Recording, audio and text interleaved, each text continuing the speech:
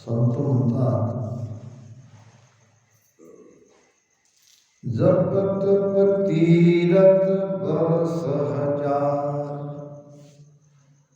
सतसंगत पल चार, तो भी नहीं बराबरी, कहे कबीर विचार। जब तक तीरथ बरस हजार, 1000 वर्षों तक जप करो, 1000 वर्षों तक तप करो, 1000 वर्षों तक तीर्थ करो, मगर इसकी बराबरी 4 पल की सत्संग कर सकती है। यानी इतना सब हजारों वर्ष करने के बाद भी ये सत्संग के 4 पल की बराबरी नहीं कर सकते। कहे कबीर विचार। संतांनी हे प्रमाण दिलेलं आहे। महाराजांनी सुद्धा बाणीमध्ये म्हटलेलं आहे, विश्वामित्र आणि वशिष्ठजी महाराज इन दोनों के बीच में जब अड़ी पड़ी थी, यानी कौन बड़ा, विश्वामित्र कहते थे कि मेरी तपस्या बढ़ी, और वशिष्ठ जी महाराज ने तो पल भर की सत्संग का फल दे दिया। जब वो निर्णय हुआ तो विश्वामित्र जी को समझ में आया कि पल भर की सत्संग का महत्व तपस्या से कहीं ऊंचा है। विश्वामित्र बन को जोगी, वाष्ट मुनि ग्रह संजोगी, आदि तपस्या गुरु को दीनी, एक पलक सत्संगत लीनी। एक बार वशिष्ठ जी महाराज अपने शिष्य विश्वामित्र जी के घर आए। यथा योग्य आदर सम्मान करने के बाद जब विदाई होती है तो गुरु को कुछ न कुछ दिया जाता है। तो विश्वामित्र ने 60,000 वर्ष की तपस्या की थी और उसने 30,000 वर्ष की तपस्या का फल अपने गुरु को दे दिया भेंट में। विश्वामित्र ने वशिष्ठ जी महाराज को दे दिया। कुछ दिनों बाद वशिष्ठ जी महाराज के घर विश्वामित्र जी आए। शिष्य का भी गुरु ने यथा योग्य आदर सत्कार किया, सम्मान दिया। जब शिष्य जाने के लिए तैयार हुए, जब विदाई हुई तो गुरु ने कहा, खाली हाथ मत जाओ, ये पल भर की सत्संग का फल मैं तुम्हें दे रहा हूँ, इसको स्वीकार करो।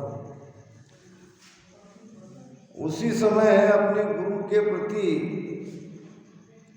विश्वामित्र के मन में कुभाव आया कि मैंने मेरे गुरु को 30,000 वर्ष की तपस्या का फल दिया और मेरे गुरु ने मुझे पल भर की सत्संग का फल दिया, क्या ये ठीक है?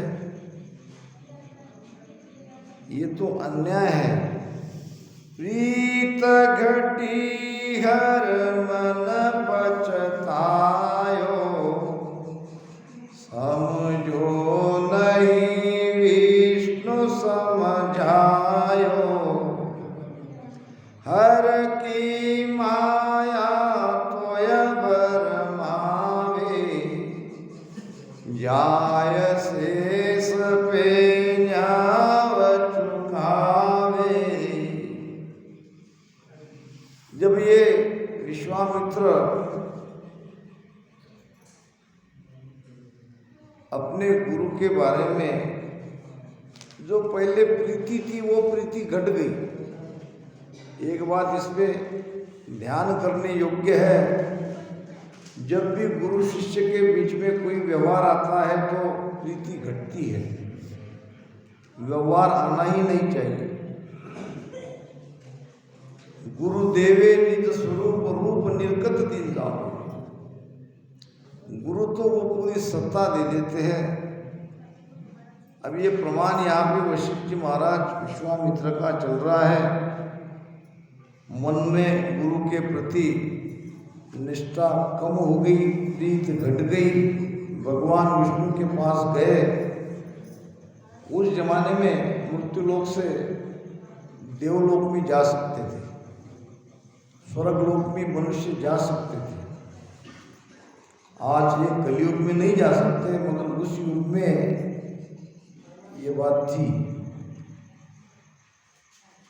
तभी तो राजा दिलीप गए। जब देव दानव में युद्ध हुआ तो भगवान राम के पूर्वज राजा दिलीप देवता के पक्ष में युद्ध के लिए गए और देवता को उन्होंने जिताया भी। एक कथा आती है वाणी में। तो भगवान विष्णु ने कहा, मैं तो तुम्हारी शंका का समाधान नहीं कर सकता।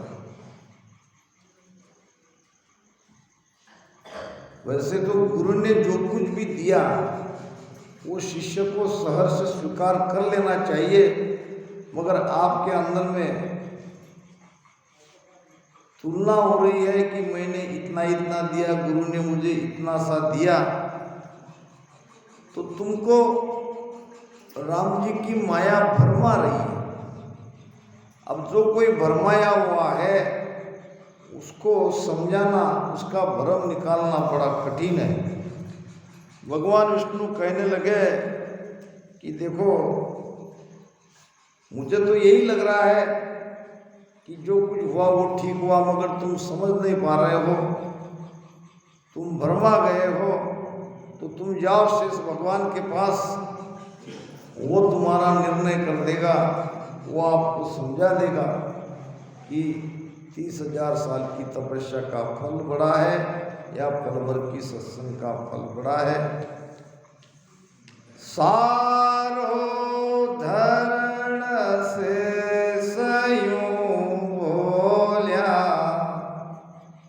तप के जोर ब्रह्मांड तोल्या,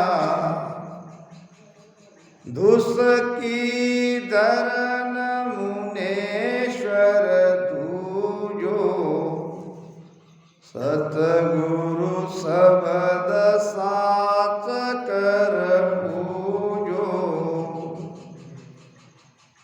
सारो धर्म। शेष ने कहा, ठीक है, जब भगवान विष्णु ने तुम्हें मुझे पास भेजा है तो मैं तो तुम्हारा न्याय कर देता हूँ, मगर ये मेरे सिर पर जो 50 करोड़ योजन पृथ्वी का भार है, इसको तो थोड़ा हल्का करो।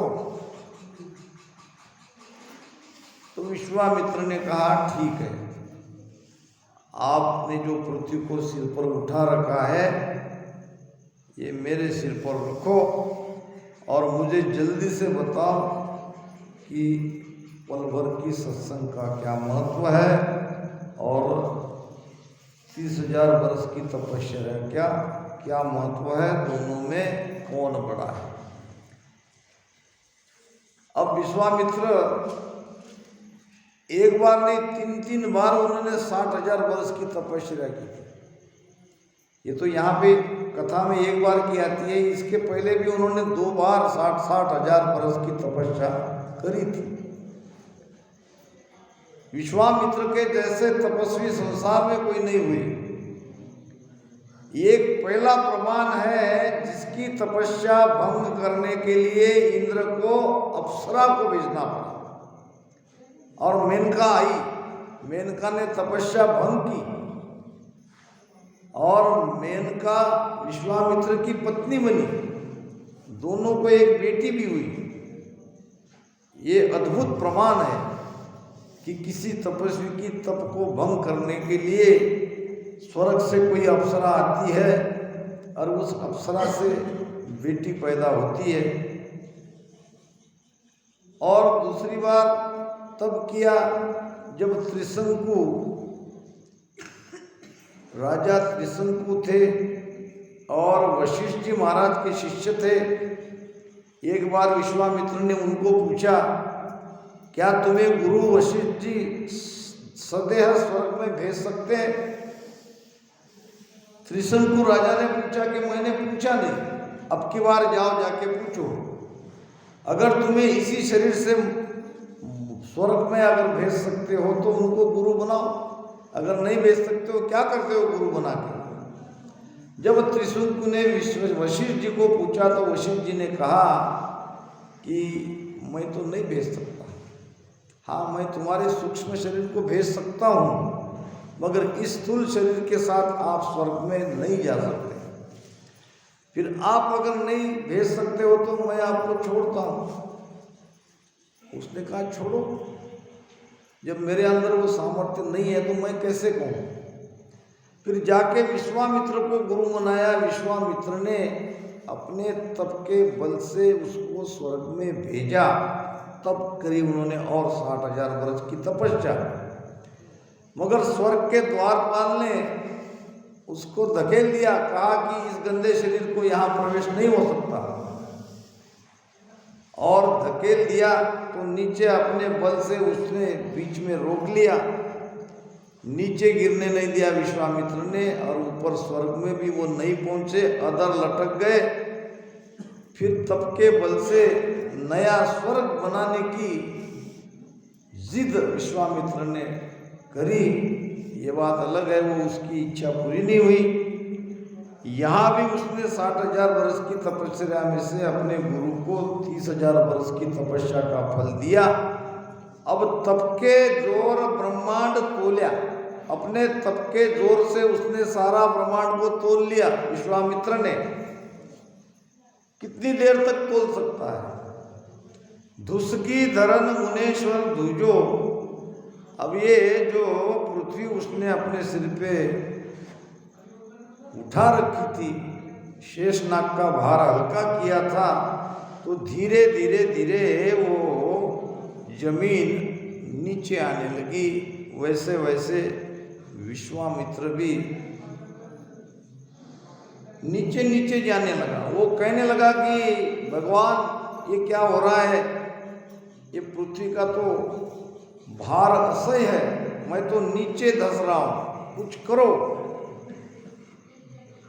शेष भगवान ने कहा मैं क्या करूं, तुम्हारे पास जो कुछ है उसका फल लगाओ। तो उसने कहा मेरे पास तो अब 30,000 वर्ष की तपस्या का फल ही रहा, मैंने तो मेरे गुरु को दे दिया। चलो ठीक है, जो है उसको लगाओ और कहो 30,000 वर्ष की तपस्या का फल लेने के बाद अगर ये पृथ्वी रुक सकती है तो रुक जाए। पृथ्वी रुकी नहीं और घबरा गए। विश्वामित्र कहने लगे शेष भगवान कुछ करो, अब ऐसा करो तुमने जो गुरु को दी है वो 30,000 वर्ष की तपस्या का फल उसको भी लगा दो। वो भी लगा के देख लिया, पृथ्वी नीचे नीचे धंस रही थी। अब चिंताग्रस्त होने के बाद पूछने पर शेष भगवान ने कहा अब जो कुछ तुम्हारे पास है उसको लगा के देख लो। अब मेरे पास क्या रहा? मेरे पास तो केवल पल भर की सत्संग का फल ही है, और उससे क्या होगा? जब 30 और 30 60,000 वर्ष की तपस्या का फल लगा दिया, उससे कोई पृथ्वी का थमना बंद नहीं हुआ, तो पल भर की सत्संग से क्या होगा? पहले ही चंका। शेष भगवान ने कहा कोशिश करो, लगा के देखो क्या अर्ज है, नहीं जमा तो नहीं जमा। फिर उसने गुरु ने जो पल भर की सत्संग का फल दिया था वो लगाया तो पृथ्वी थम गई, नीचे नहीं जा रही थी। अब वो कहने लगा गुरु महाराज, शेष भगवान, ये गुरु महाराज के पल भर की सत्संग की फल से पृथ्वी थम गई है। ये तो ठीक है, मगर मुझे बताओ कि पल भर की सत्संग का फल बढ़ा या 30,000 साल की तपस्या का फल बढ़ा? शेष भगवान कहने लगे, क्या तुम्हें समझ नहीं आया कौन बड़ा है? ये तो तुम अनुभव करके देख लिया। ये जो पृथ्वी 50 करोड़ योजन की थी, ये भारी है, ये किसके द्वारा रुकी? तुम्हारे तपस्या के फल से नहीं रुकी। और बची हुई तुम्हारी तपस्या थी वो भी लगा के देख लिया, उससे नहीं रुकी। गुरु के पल भर के सत्संग से ये रुकी। इसका मतलब अपने आप ये सिद्ध हो जाता है कि पल भर की सत्संग भी जीव के लिए बहुत उपयोगी है। उपजी प्रीत हरणी बनिवार्यो, साध संगत मिल कारज सार्यो। उपजी प्रीत डिम्ब निवार्यो। अब विश्वामित्र को अपने गुरु के प्रति प्रीत पैदा हुई और ज़्यादा प्रीति बढ़ी, और जो डिम्ब था, जो अहंकार था, वो अहंकार खत्म हो गया। साध संगत मिल कारज सार्यो, यानी शेष जी की सत्संग करी तो विश्वामित्र का कारज पूरा हुआ, उसका भ्रम दूरा हुआ। गुरु के प्रति जो प्रीति उसकी घट गई थी, वो प्रीति दोबारा वापस उसने लगा ली, तो ये सत्संग के कारण ही हुआ। ग्रह में हो तो जनक विदेही, सुख देव जोगी परम स्नेही। त्यागी तपी सदावन वासी, जनमत ग्रह यूं भयो उदासी। अब महाराज राजा जनक और उनके शिष्य सुखदेव जी महाराज इनका प्रमाण से ये समझा रहे हैं कि गृहस्थी बड़ी है कि त्याग बड़ा है। बड़ा न त्याग है, बड़ा न गृहस्थी है। हे राजा, ग्रह और बंध सच नहीं हुई। सत्य तो है वो शब्द भीतर आ जाए, सत्य तो है वो सत्ता जग जाए। राजा जनक गृहस्थी थे और उनके शिष्य सुखदेव जी महाराज त्यागी थे। अब ऐसे त्यागी को गृहस्थी राजा जनक के शरण में क्यों आना पड़ा? वो इसलिए कि जब सुखदेव जी महाराज का शरीर छूटा तो वो सीधे स्वर्ग में चले गए। उनका विमान वहाँ रोक दिया गया और पूछा कि भाई तुम कौन हो और कैसे स्वर्ग में आ रहे हो? तो कहने लगे कि मैं बाल ब्रह्मचारी व्यास पुत्र सुखदेव जी हूँ और मैं त्यागी हूँ, मेरे समान कोई त्यागी संसार में नहीं है, तो मुझे तो स्वर्ग में प्रवेश मिलना ही चाहिए। वहाँ उसे कहा गया तो तुम नुगरे हो, नुगरे का स्वर्ग में प्रवेश नहीं है। जब वापस अपने पिता व्यास जी के पास आया, कहने लगा कि मेरे जैसा त्यागी संसार में कोई नहीं है। कहते हैं कि जब वो माता के गर्भ से बाहर निकले तो अपना नाड़ा पकड़ के जंगल में चले गए थे। पहले तो वो बाहर निकलने के लिए तैयार ही नहीं थे। जब भगवान कृष्ण ने कहा कि मेरी माया तुम्हारा कुछ बिगाड़ नहीं पाएगी, तब सुखदेव जी महाराज माता के गर्भ से बाहर आए। अब यहाँ उनके अंदर वो अहंकार आए कि मेरे समान कोई त्यागी नहीं है, अब मैं किसको गुरु बनाऊं।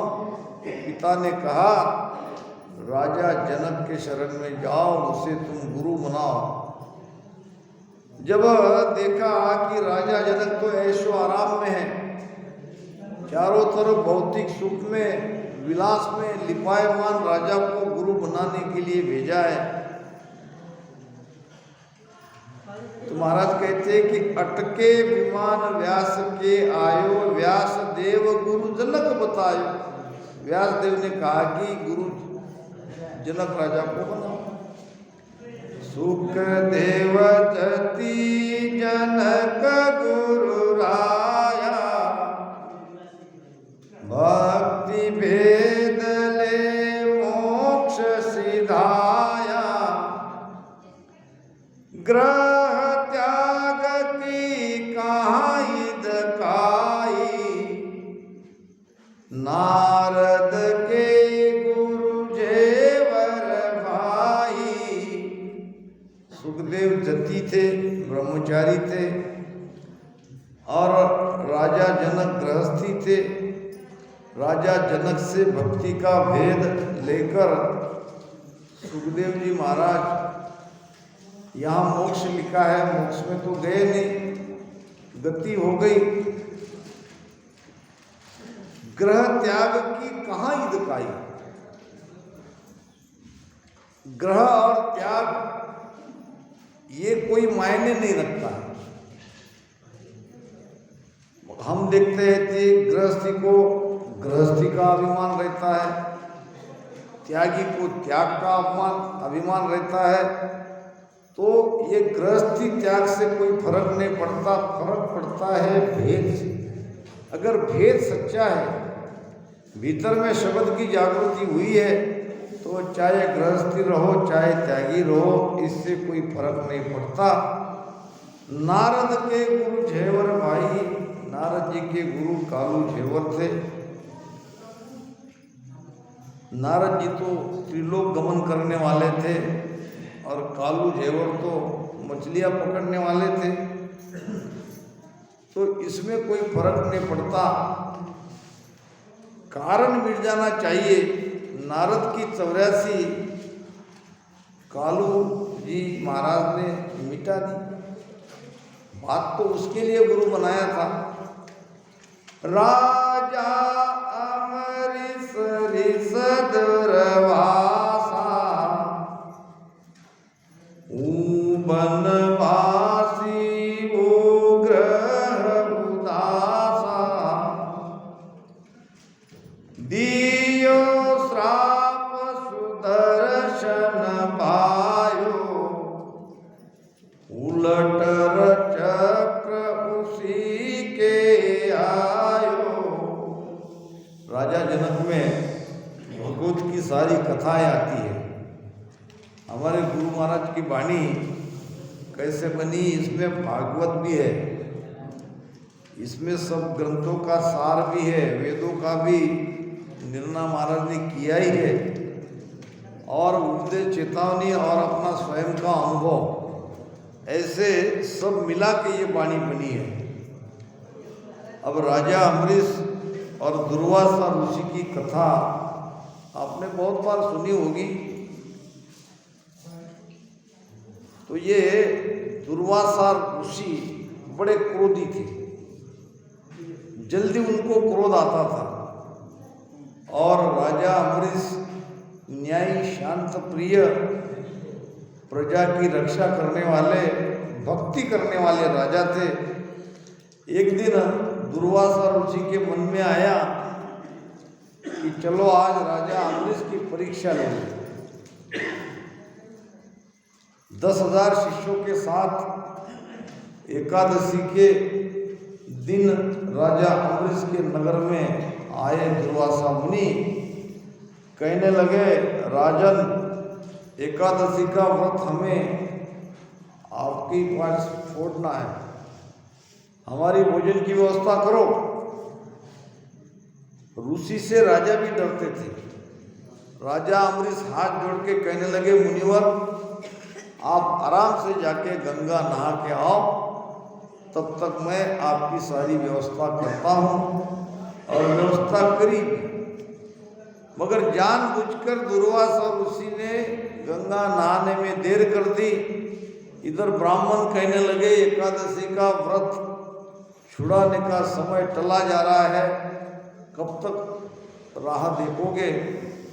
बहुत देर राह देखने के बाद ब्राह्मण ने, पंडित ने कहा कि एक तुलसी के पत्ते को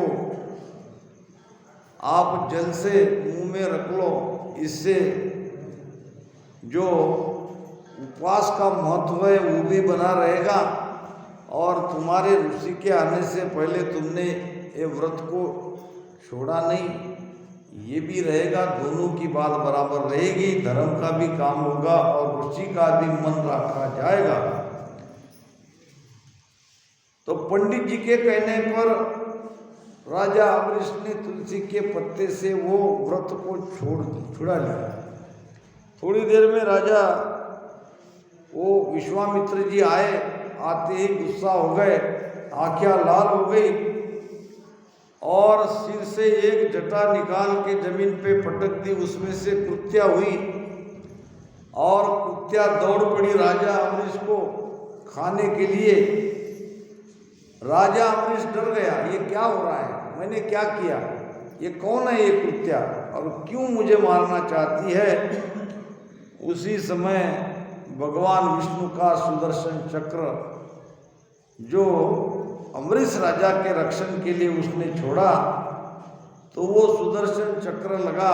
पहले तो उसने कुत्या को खत्म किया, राक्षसी, कुत्या नाम राक्षसी, और फिर वो सुदर्शन चक्र लगा दुर्वासा ऋषि के पीछे, दुर्वासा आगे आगे, चक्र पीछे पीछे। मृत्यु लोक से गया स्वर्ग लोक में, स्वर्ग लोक से गया ब्रह्मा जी के पास। ब्रह्मा जी कहने लगे कि ये सुदर्शन चक्र आपके पीछे है, इसको दूर करना असंभव है, मेरे बस की बात नहीं, तुम शिव जी के पास जाओ। शिव जी ने कहा मुझे भी ये नहीं जमेगा, भगवान विष्णु के पास जाओ, वो सबसे बड़े हैं। भगवान विष्णु ने कहा वापस तुमको राजा अम्बरीश के शरण में जाना पड़ेगा, तभी ये सुदर्शन चक्र रुकेगा, नहीं तो ये तुम्हें आज खत्म कर देगा। भागते भागते भागते दुर्वासा ऋषि राजा अम्बरीश के शरण में आए, कहने लगे मुझे बचा लो इस चक्र से। राजा अम्बरीश ने कहा ऋषिवर आपको घबराने की कोई चिंता नहीं है। और फिर उसने प्रार्थना करी चक्र को, चक्र थम गया।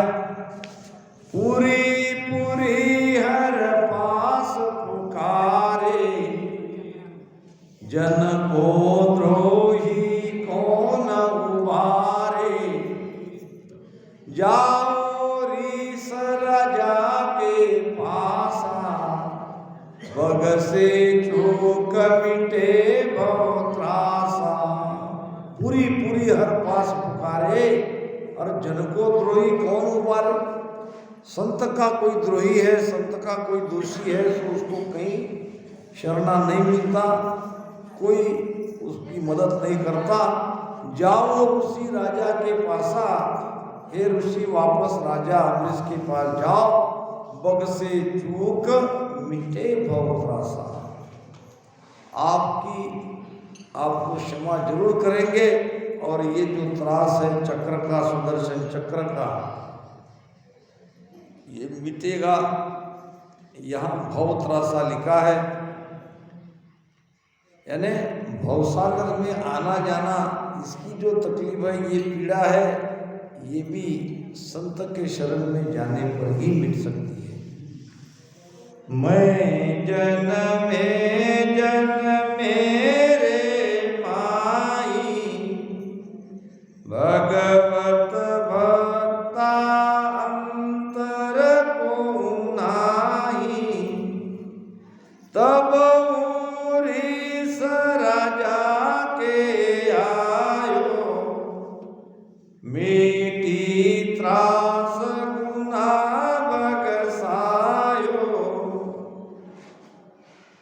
भगवान कह रहे हैं मैं जन्मे जन्म मेरे मैं संतों के भीतर हूँ, संत मेरे भीतर है, मुझमें और संत में कोई अंतर नहीं है। भगवत भक्ता अंतर को नहीं। तब वो ऋषि राजा के आयो, तब दुर्वासा ऋषि राजा अमरीश के पास आए। राजा अमरीश ने उसे क्षमा कर दी और उसकी तकलीफ, उसकी पीड़ा पूरी तरह से मिटा दी और उसका गुनाह माफ कर दिया, चक्र से पीछा छुड़ा दिया। सिमरे राम